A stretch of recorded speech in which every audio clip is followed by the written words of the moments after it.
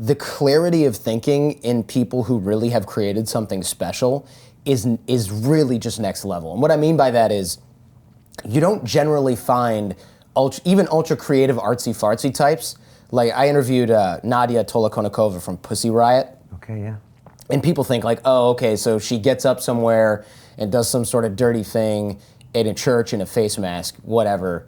The level of thinking that goes into this, the clarity of thinking, these are people that, whether they've written a book about astronomy or quantum physics or have been to a Russian prison for a political speech, the amount of thought that goes into what they're doing and the amount of research that goes into changing their own or other people's behavior is so much more than what it looks like from the outside. Like you and I have met plenty of our friends who are writing books or things like that, but you see these authors that are writing, let's say, a business book because they want to get speaking gigs and that's their career.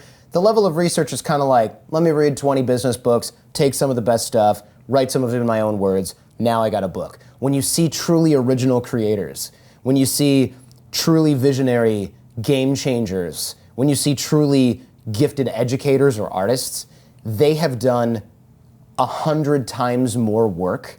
And it's not just work ethic. It's the passion for what they do.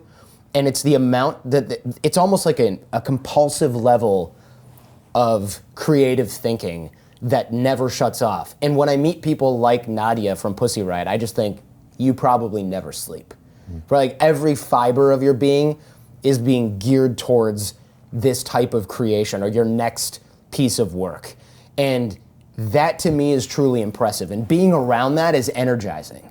And I think not only are we lucky to be in that space with those people, but we can create that space for other people as well. Like your team here, they're not here because, well, maybe they are, maybe you're just super generous with your paychecks. Something tells me that that's not the only reason those guys and gals are here. They're here because they're almost as obsessed with getting knowledge out of people's brains as you are. And that is something that can inspire your workforce. It's something that keeps you awake at night in a good way.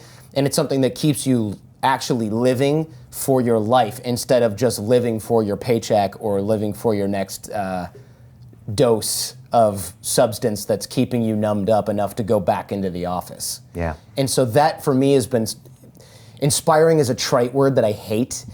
Motivating is also a trite word that I hate, but maybe there's a word for those two things put together. There's something special about being around that kind of energy that gives you the ability to kind of pass that on to other people that are around you. And that I think makes for a good leader.